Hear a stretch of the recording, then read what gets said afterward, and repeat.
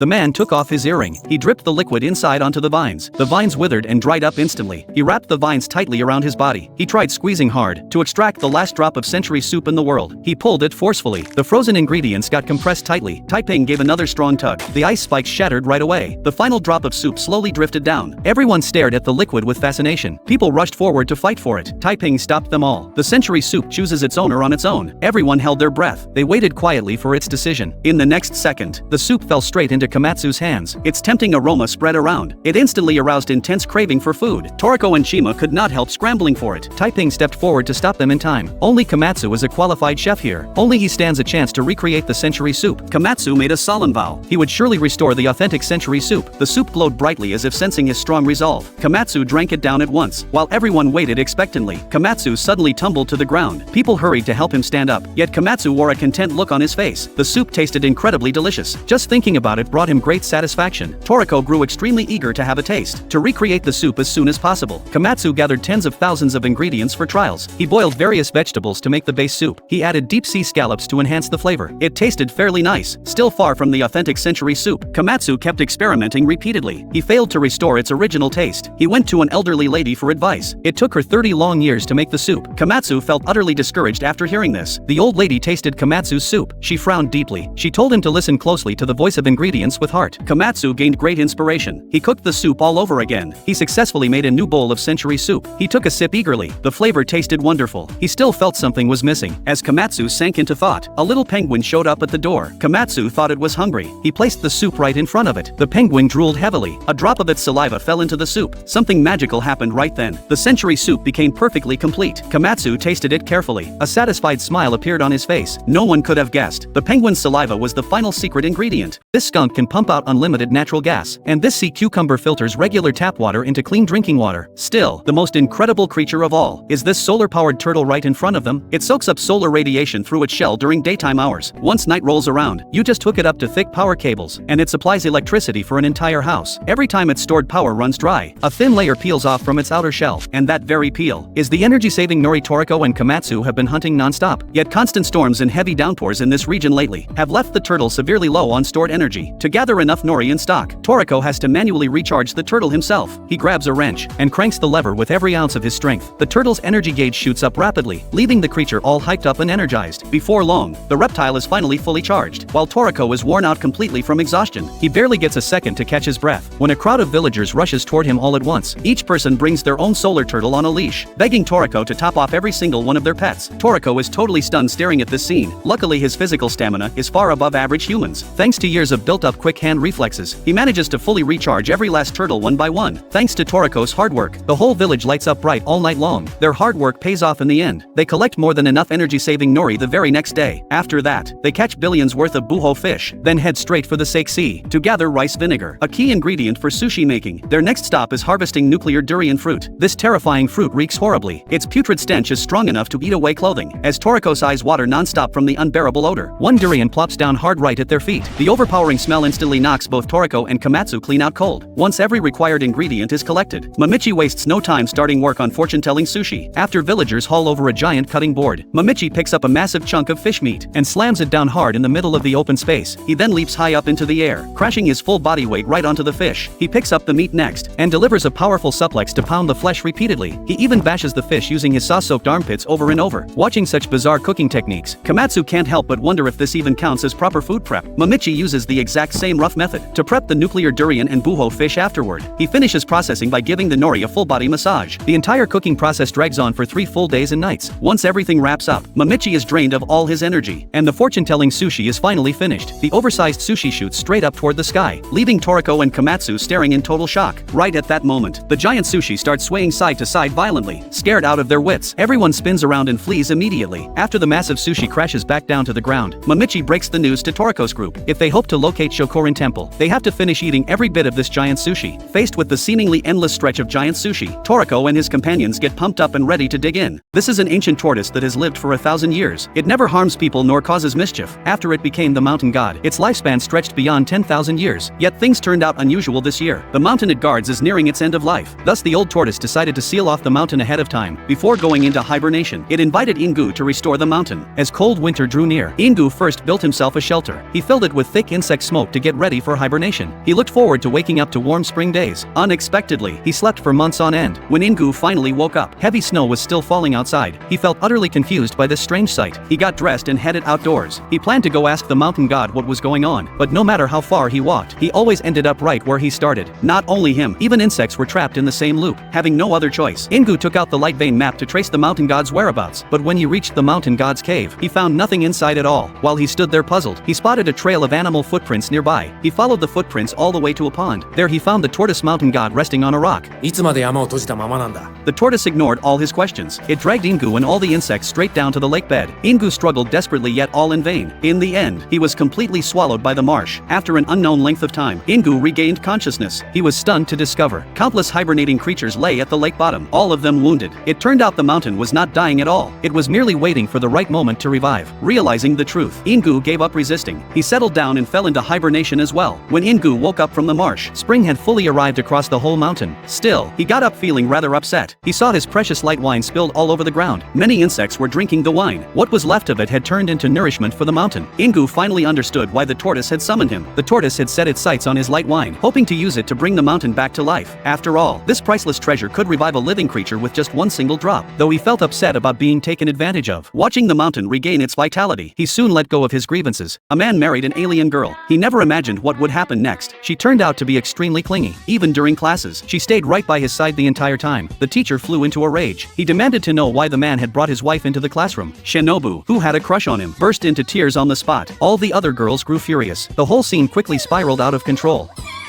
Overwhelmed by her emotions, Shinobu buried Shosoke under desks and chairs. After managing to get free, Shosoke dragged his exhausted body back home. He made up his mind to ignore Lum completely. Lum then zapped him with electricity just to get his attention. Shosoke could not put up with it any longer. He decided to run away from home to escape her. He hid himself inside a ramen shop. Suddenly, a breaking news segment came on the TV. It was a missing person notice put out by Lum. Shosoke's appearance matched the photo on the screen perfectly. Sensing trouble, he tried to slip away right away. As soon as he stepped outside, he ran straight into a beautiful woman. Her heart began pounding wildly. Shosoke thought she had fallen for him at first sight. He was just about to make a move when she slapped him hard across the face. Sakura was actually a shrine maiden. Her racing heart was just a stress response. She had sensed the overwhelming bad luck and dangerous evil spirits clinging to Shosoke. It was never romantic attraction at all. Because of this misunderstanding, Sakura ended up being pestered by Shosoke. Still, she could not simply leave someone in danger. She took him home at once to perform a purification ritual. The moment Shosoke saw Sakura's mother, he sensed something was wrong. He turned around and tried to run, but he was dragged back forcibly. They immediately began an exorcism ceremony on him. Sakura had been suffering from poor health for quite a while. When she chanced upon Shosoke, she planned to transfer her illnesses onto the evil spirits possessing him, and then cast them away for good. Unexpectedly, the god of death appeared instead. In the end, Sakura regained her health. Unfortunately, the god of death took possession of Shosoke. His life hung in the balance. Just then, a nurse walked past. The lecherous Shosoke instantly perked back up.